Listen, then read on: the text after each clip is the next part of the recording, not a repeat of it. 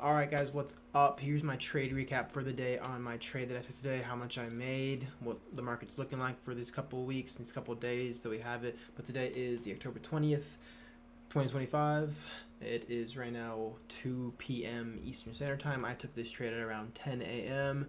Here is what I did. Oh, just want to show you also just proof of the fact that I took the trade.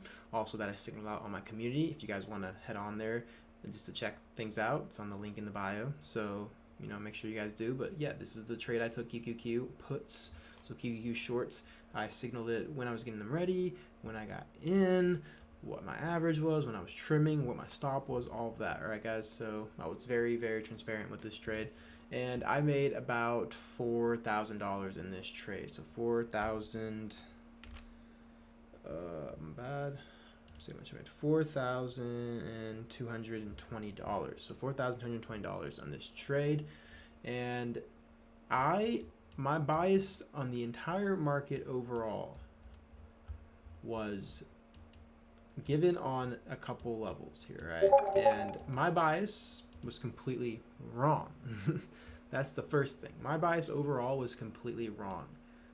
We were on a buy side today, but my bias on the pre-market was that potentially we were going to get a short off today and the market is going to go for the downside. Now, my belief with that is the fact that we were in between a level where if we were above it or below it, we would be bearish or bullish, right? So my bias in the pre-market was actually both sides. But when I took the trade, my bias was more on shorts, and it did so suit me a little bit well, and I understood that at the end my bias wasn't going to work anymore, so I got out and ended up getting $4,000, about or over $4,000. So that isn't bad at all. Okay, that's pretty good. So what I was looking for on QQQ was either a flush down of 610 into lows, right, of 608s and below. And how I have that bias is I waited for market to get up there. Okay, I waited for market to continue up off a pop off an open.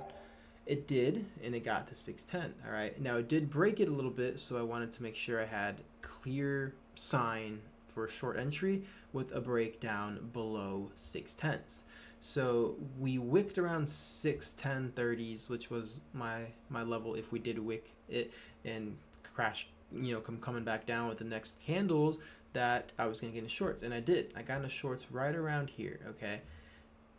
And it suited me pretty well. There was some continuation going on in these shorts, and it got me down to 609.5, all right? That is where I took a trim around 15%, and I got a pretty good cash flow trade, and I decided to move down my stop to break even, all right? I didn't want any heat in this trade. Things were going crazy. AWS, Amazon shut down or had an outage, so it was just overall it was crazy. You couldn't trade Robinhood, you couldn't trade I think Webull as well, all things like that. So at the end of the day, I was just trying to especially no news, just trying to not be too risky, all right, especially on a short when the market's clearly going long, right? So it did get me pretty well, but I knew at the end of the day when the next candle engulfed my entry, it wasn't for me anymore. But I was completely wrong. We're gonna break this and go into new highs, and we did. Okay, so at the end of the day, I'm still looking for the market. I'm still looking for that downside move in the market.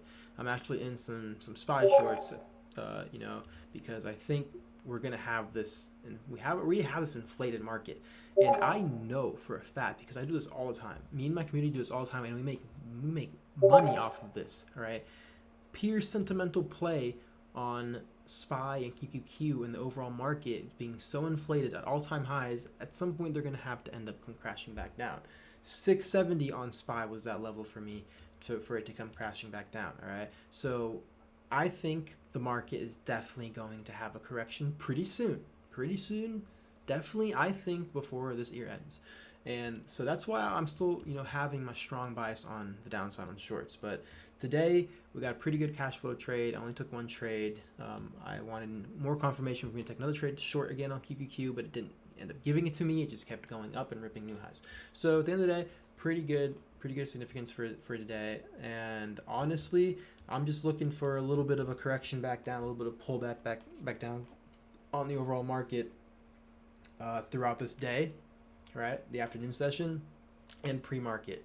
So we'll see what we get again. Maybe we can get another play down for shorts at 6010, or we get a whole of 6010s back into the highs. So we will see. We will see, because right now we're sitting at a pretty significant level here at around 613s. So I want to see what we do there. If we come crashing back down there, 610 will be a pretty interesting spot to get into something.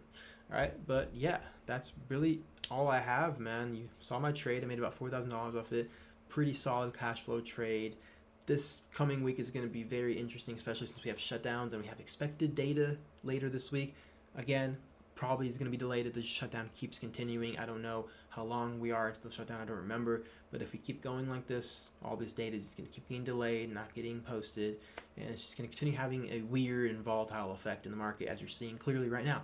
So none of this makes sense. Just make sure you're actually, being risk off during these times, especially late in the year. You always want to be risk off. That is how it works. That's how the market cycle usually works. Later in the year, it just gets harder, more difficult to take as many trades. You just want to hold off a lot, okay? But yeah, that's all I have for you today, and I'll see you guys tomorrow for the other session.